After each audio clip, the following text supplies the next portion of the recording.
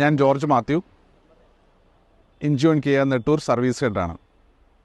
നമ്മുടെ world EV ഡേയുമായി ബന്ധപ്പെട്ട് electric വെഹിക്കിൾസിനെ കുറിച്ച് കുറച്ച് കാര്യങ്ങൾ സംസാരിക്കാനാണ് താല്പര്യപ്പെടുന്നത്. ഇലക്ട്രിക് വെഹിക്കിളിനെ കുറിച്ച് നമ്മൾ ചിന്തിക്കുമ്പോൾ തന്നെ എല്ലാവരുടെയും മനസ്സിൽ വരുന്ന ഒരു പ്രധാനപ്പെട്ട കാര്യം അതിൻ്റെ ബാറ്ററിയും അതിൻ്റെ ലൈഫ്, അതിൻ്റെ റേഞ്ച്, ഇതെല്ലാമാണ്. നമുക്ക് ആദ്യം അതിൻ്റെ ഒരു ബാറ്ററിയെക്കുറിച്ച് കുറച്ച് കാര്യങ്ങളൊന്ന് സംസാരിക്കാം. ഇലക്ട്രിക് വെഹിക്കിളിൻ്റെ ബാറ്ററി നമുക്ക് അതിൻ്റെ എല്ലാ മാനുഫാക്ചറും തന്നെ 8 വർഷത്തെ വാറണ്ടി തരുന്നതുള്ളതുകൊണ്ട് യാതൊരു ബുദ്ധിമുട്ടും കൂടാതെ തന്നെ, യാതൊരു ടെൻഷനും കൂടാതെ തന്നെ നമുക്ക് 8 വർഷം ഉപയോഗിക്കാൻ സാധിക്കും. പിന്നീടുള്ള ഒരു കാര്യം അതിൻ്റെ റേഞ്ചാണ്. ഓരോ മാനുഫാക്ചറും നമുക്ക് അതിൻ്റെ ഒരു റേഞ്ച് പറയുന്നുണ്ട്. 200 കിലോമീറ്റർ, 300, 500, 600, അങ്ങനെ ഓരോ മാനുഫാക്ചറിനും അതിനെക്കുറിച്ച് അതിൻ്റെ റേഞ്ചിനെ കുറിച്ച് സംസാരിക്കുന്നുണ്ട്. അതിൻ്റെ കൃത്യമായ ഒരു നോട്ടിഫിക്കേഷൻ വണ്ടി വാങ്ങിക്കുമ്പോൾ തന്നെ നമുക്ക് ലഭിക്കാറുണ്ട്. പിന്നെ നമുക്ക് ഇതിൻ്റെ ശ്രദ്ധിക്കേണ്ട ഒരു കാര്യം, 300 കിലോമീറ്റർ റേഞ്ച് തരുന്ന ഒരു വണ്ടി നമുക്ക് കൃത്യം 300 കിലോമീറ്റർ റേഞ്ച് കിട്ടണമെന്ന് നിർബന്ധമില്ല. അതെല്ലാം നമ്മൾ വണ്ടി ഓടിക്കുന്ന റോഡ് കണ്ടീഷനും നമ്മുടെ ഡ്രൈവിംഗ് സ്റ്റൈലെല്ലാം അനുസരിച്ച് വ്യത്യാസം വന്നുകൊണ്ടിരിക്കും. സ്റ്റാൻഡേർഡ് ടെസ്റ്റ് കണ്ടീഷനിൽ ഉള്ളതായ ഒരു മൈലേജാണ്, ഒരു റേഞ്ചാണ് എല്ലാ മാനുഫാക്ചറും തന്നെ നമുക്ക് തരുന്നത്. പിന്നീട് നമുക്ക് വരാവുന്ന ഒരു പ്രധാനപ്പെട്ട കാര്യം, 8 വർഷത്തിന് ശേഷം നമുക്ക് ഈ ബാറ്ററി റീപ്ലേസ്മെൻറ്റ് ചെയ്യേണ്ടി വരുമ്പോൾ എന്തായിരിക്കും അന്നേരം നമുക്ക് വരുന്നതായ കോസ്റ്റ്, നമുക്ക് വരുന്നതായ ഒരു ലയബിലിറ്റി എന്തായിരിക്കും എന്ന് നമുക്ക് സ്വാഭാവികമായും നമ്മുടെ മനസ്സിൽ വരേണ്ട ഒരു ക്വസ്റ്റ്യനാണ്. എന്നാൽ നമ്മൾ വേൾഡ് വൈഡ് നോക്കിക്കഴിഞ്ഞാൽ നമ്മുടെ ഈ ബാറ്ററി മാനുഫാക്ചറിങ്ങിന് തന്നെ വളരെയേറെ ടെക്നോളജീസ് ഡെവലപ്മെൻറ്റ് വന്നുകൊണ്ടിരിക്കുകയാണ്. ഓരോ ദിവസം കഴിയുന്തോറും അതിൻ്റെ ടെക്നോളജീസ് വ്യത്യാസം വന്നുകൊണ്ടിരിക്കുകയാണ്. അപ്പോൾ അതുകൊണ്ട് തന്നെ തീർച്ചയായിട്ടും നമുക്ക് ഉറപ്പായും ചിന്തിക്കാവുന്ന ഒരു കാര്യം, നമ്മുടെ ഈ ഒരു ബാറ്ററി മാനുഫാക്ചറിങ്ങിൽ വരുന്ന വ്യത്യാസം കൊണ്ട് 8 വർഷത്തിന് ശേഷം അല്ലെങ്കിൽ ഒരു 5 ഇയേഴ്സിന് ശേഷം ബാറ്ററിയുടെ പ്രൈസിൽ നല്ലൊരു ഡിഫറൻസ് വരാൻ സാധ്യതയുണ്ട്. ഇപ്പോഴത്തെ 5 lakhs അല്ലെങ്കിൽ ഒരു 5 ലക്ഷം രൂപ വിലയുള്ള ഒരു ബാറ്ററി ഒരു സ്വാഭാവികമായും അതിൻ്റെ ഒരു 50% കോസ്റ്റിലോട്ട് വരാനുള്ള സാധ്യതയാണ് മുന്നിലുള്ളത്. വേൾഡ് വൈഡായിട്ട് അതിൻ്റെ ടെക്നോളജീസ് വ്യത്യാസം വരുന്നുണ്ട്, അതിൻ്റെ മാനുഫാക്ചറിങ് പ്രോസസ്സിൽ വ്യത്യാസം വരുന്നുണ്ട്, അതിൻ്റെ റോ മെറ്റീരിയൽസിൽ വ്യത്യാസം വരുത്തുന്നുണ്ട്. അതുകൊണ്ട് തന്നെ നമുക്ക് തീർച്ചയായിട്ടും ഒരു നല്ലൊരു ഡിഫറൻസ് അതിനത് പ്രതീക്ഷിക്കാവുന്നതാണ്. പിന്നെ അതുകൂടാതെ തന്നെ ഈ ബാറ്ററി റീപ്ലേസ്മെൻറ്റ് നമുക്കൊരു എൻ്റയർ ബാറ്ററി ആയിട്ട് റീപ്ലേസ് ചെയ്യേണ്ട ആവശ്യം മിക്കവാറും വരില്ല. അതിൻ്റെ സെൽസ്, അതൊരു പല സെൽസുകൾ കൂടിയതായ ഒരു ബാറ്ററിയിൽ നിന്ന് നമുക്ക് ആ ഡാമേജ് വന്നിരിക്കുന്ന ഒരു സെൽസ് മാത്രം നമുക്ക് റീപ്ലേസ് ചെയ്യാൻ സാധിക്കും. അതാവുമ്പോൾ ഒരു വളരെ മിനിമം കോസ്റ്റിൽ നമുക്ക് റീപ്ലേസ് ചെയ്യാം. പിന്നെ ഒരു EV 2 വർഷമായിട്ട് ഉപയോഗിക്കുന്ന ഒരു ഉപഭോക്താവ് എന്ന രീതിയിൽ, ഒരു കസ്റ്റമർ എന്നുള്ള നിലയിൽ സംസാരിക്കുകയാണെങ്കിൽ നമുക്ക് യാതൊരു പേടിയും കൂടാതെ ഏതൊരു സ്ഥലത്തേക്കും, ലോങ് ഡ്രൈവ് ആവട്ടെ, ഷോർട്ട് ട്രിപ്പ് ആവട്ടെ, നമുക്ക് ഓടിക്കാൻ സാധിക്കും. ചെറിയൊരു പ്ലാൻ വേണമെന്ന് മാത്രമേ ഉള്ളൂ. ഇപ്പോൾ നമ്മളൊരു IC എൻജിൻസ് ഉപയോഗിക്കുമ്പോൾ നമുക്കറിയാം പെട്രോൾ പമ്പ് ഇന്ന സ്ഥലത്തുണ്ട്, അല്ലെങ്കിൽ പെട്രോൾ പമ്പ്, ഡീസൽ പമ്പൊക്കെ നമുക്ക് അവൈലബിൾ ആണ്. അതുപോലെ തന്നെ നമുക്ക് ഈ ചാർജിങ് സ്റ്റേഷൻസ് എവിടെയെല്ലാം അവൈലബിൾ ആണെന്നുള്ളത് നമ്മൾ വളരെയധികം ഒന്ന് ശ്രദ്ധിച്ച് അതിൻ്റെ ലൊക്കേഷൻസ് ഒന്ന് മനസ്സിലാക്കി വെക്കേണ്ടത് ആവശ്യമാണ് ലോങ് ഡ്രൈവ് പോകുമ്പോൾ. ഇപ്പോൾ നമുക്ക് അനേകം നമുക്ക് പല മാനുഫാക്ചേഴ്സിൻ്റെ ഫാസ്റ്റ് ചാർജിങ് സ്റ്റേഷൻസ് അവൈലബിൾ ആണ്. നമുക്ക് ടാറ്റ പവർ പ്രൊവൈഡ് ചെയ്യുന്നുണ്ട്, CUN എന്ന് പറയുന്ന കമ്പനി പ്രൊവൈഡ് ചെയ്യുന്നുണ്ട്. അങ്ങനെ പല കമ്പനികൾ നമുക്ക് ഫാസ്റ്റ് ചാർജിങ് സ്റ്റേഷൻസ് പ്രൊവൈഡ് ചെയ്യുന്നുണ്ട്. അതിൻ്റെ അകത്തുള്ളൊരു പ്രത്യേകത നമ്മൾ ശ്രദ്ധിക്കേണ്ടത്, ഇതിൻ്റെ എല്ലാത്തിൻ്റെയും അടിസ്ഥാനം നമ്മുടെ പവർ സപ്ലൈ ആണ്. ഈ പവർ സപ്ലൈ ഫെയിലിയർ ആയാൽ നമുക്ക് അവിടെ ചാർജ് ചെയ്യാൻ സാധിക്കില്ല. അപ്പോൾ ഒരു 2 വർഷം ഉപയോഗിച്ചതിൻ്റെ ഒരു എക്സ്പീരിയൻസ് വെച്ചിട്ട് പറഞ്ഞു കഴിഞ്ഞാൽ, നമ്മളൊരു 200 കിലോമീറ്റർ റേഞ്ചുള്ള ഒരു ഇലക്ട്രിക് വാഹനം ഉപയോഗിക്കുമ്പോൾ നമ്മളൊരു 190 കിലോമീറ്റർ ഓടിയതിന് ശേഷം നമ്മളൊരു ചാർജിങ് സ്റ്റേഷൻ അന്വേഷിച്ച് കഴിഞ്ഞാൽ ചിലപ്പോൾ നമുക്ക് അവിടെ പവർ ഫെയിലിയർ ആണെങ്കിൽ നമുക്കവിടെ ചാർജ് ചെയ്യാൻ സാധിക്കാതെ പോവും. നമ്മൾ എവിടെയെങ്കിലും വണ്ടി നിന്നുപോയി നിൽക്കാൻ സാധ്യതയുണ്ട്.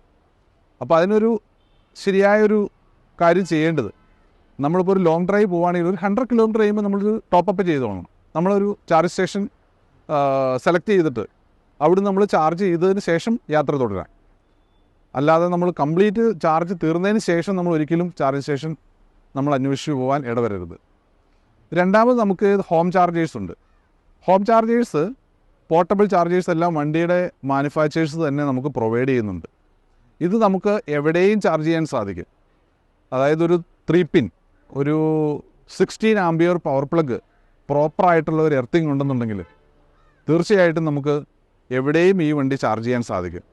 അതിൻ്റെ അകത്ത് പ്രധാനപ്പെട്ട ശ്രദ്ധിക്കേണ്ട ഒരു കാര്യം, പ്രോപ്പറായിട്ടുള്ള ഒരു എർത്തിങ് ഇതിൻ്റെ അകത്ത് വളരെ അത്യാവശ്യമാണ്. നല്ലൊരു എർത്തിങ് ഇല്ല എന്നുണ്ടെങ്കിൽ സംഭവിക്കുന്നത് ഈ ചാർജിങ് സാധിക്കില്ല. അപ്പോൾ ഏറ്റവും പ്രോപ്പറായിട്ടുള്ള നല്ല വയറിങ്ങും നല്ല എർത്തിങ്ങുമുള്ള ഏതൊരു സ്ഥലത്തും, നോർമൽ ഒരു നമ്മുടെ വീട്ടിലെ കണക്ഷൻ അല്ലെങ്കിൽ ഒരു ഷോപ്പിലെ കണക്ഷനിൽ നമുക്കിത് ചാർജ് ചെയ്യാൻ സാധിക്കും. പക്ഷേ അത് വളരെ ടൈം എടുക്കുന്ന ഒരു പ്രോസസ്സായിരിക്കും. നമ്മളിപ്പോൾ ഒരു ഫാസ്റ്റ് ചാർജർ ഒരു അരമണിക്കൂർ കൊണ്ട് ചെയ്യുന്നത് ഒരു പക്ഷേ 8 മണിക്കൂറും 9 മണിക്കൂറും 10 മണിക്കൂർ വരെയൊക്കെ നമുക്ക് ഒരു ഫുൾ ചാർജ് 0 to 100 ആവാനായിട്ട് എടുക്കാൻ സാധ്യതയുണ്ട്. പിന്നീട് നമുക്കുണ്ടാകുന്ന ഒരു വലിയൊരു സംശയമാണ്, ആളുകൾ ചോദിക്കാറുള്ള ഒരു കാര്യം, ഈ ഇലക്ട്രിക് വാഹനങ്ങൾക്ക് പിക്കപ്പ് ഉണ്ടോ, കയറ്റും കയറുമോ, ഇങ്ങനെയുള്ള പല സംശയങ്ങൾ പലരും ചോദിക്കാറുണ്ട്. പക്ഷേ നമ്മളൊരു പ്രാവശ്യം ഇതിൻ്റെ ഒരു ഇലക്ട്രിക് വാഹനം ടെസ്റ്റ് ഡ്രൈവ് എടുത്ത് നോക്കിയാൽ നമ്മുടെ ആ ഒരു സംശയങ്ങൾക്കെല്ലാം ഒരു ഉത്തരമാകും. ഒരു ഡീസൽ എഞ്ചിൻ അല്ലെങ്കിൽ ഒരു പെട്രോൾ എഞ്ചിൻ ഓടിക്കുന്നതിനേക്കാൾ വളരെ സ്മൂത്തായിട്ടും നമുക്ക് ഓടിക്കാവുന്നൊരു വാഹനമാണ് നമ്മുടെ ഇലക്ട്രിക് വാഹനം. സഡൻ പിക്കപ്പ് ഉണ്ടാവും.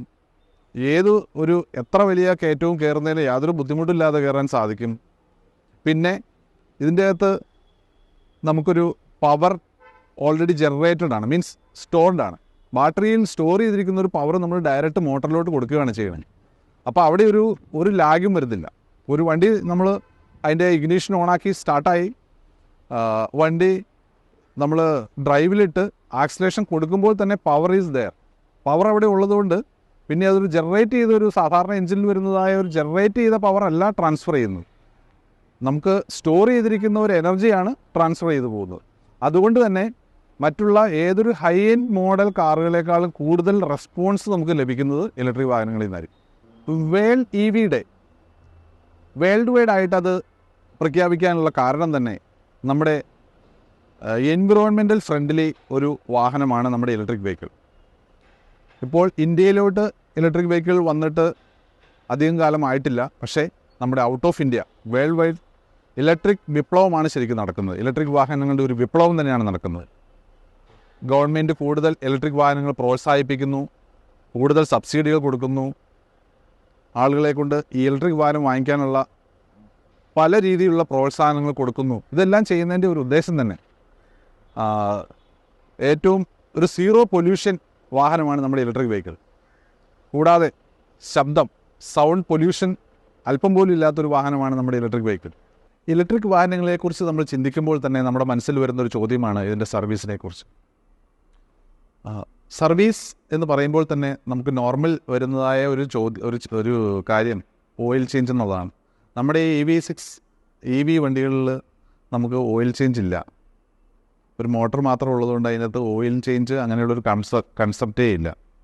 സർവീസ് കോസ്റ്റ് നോക്കിയാലും നോർമൽ നമ്മുടെ IC എൻജിൻസ് സർവീസ് ചെയ്യുന്ന ഒരു കോസ്റ്റിലോട്ട് ഈ EV വണ്ടികൾ വരുന്നില്ല. പിന്നീട് നമുക്ക് വരാവുന്ന ഒരു കാര്യം ചാർജിങ് സ്റ്റേഷൻസ്, വണ്ടികൾ എങ്ങനെ ചാർജ് ചെയ്യും എന്നുള്ളതാണ്. 2 രീതിയിൽ നമുക്കിത് ചാർജ് ചെയ്യാം. ഒന്ന് നമുക്ക് ഫാസ്റ്റ് ചാർജിങ് ഉണ്ട്, സ്ലോ ചാർജിങ് ഉണ്ട്. ഈ സ്ലോ ചാർജിങ് നമ്മുടെ വീടുകളിൽ തന്നെ നമുക്ക് ചാർജ് ചെയ്യാൻ സാധിക്കും.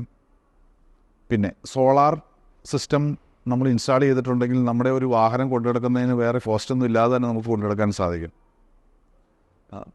ഫാസ്റ്റ് ചാർജിങ് സ്റ്റേഷൻസ് നമുക്കിപ്പോൾ രാജ്യവ്യാപകമായി നമുക്ക് അവൈലബിൾ ആണ്.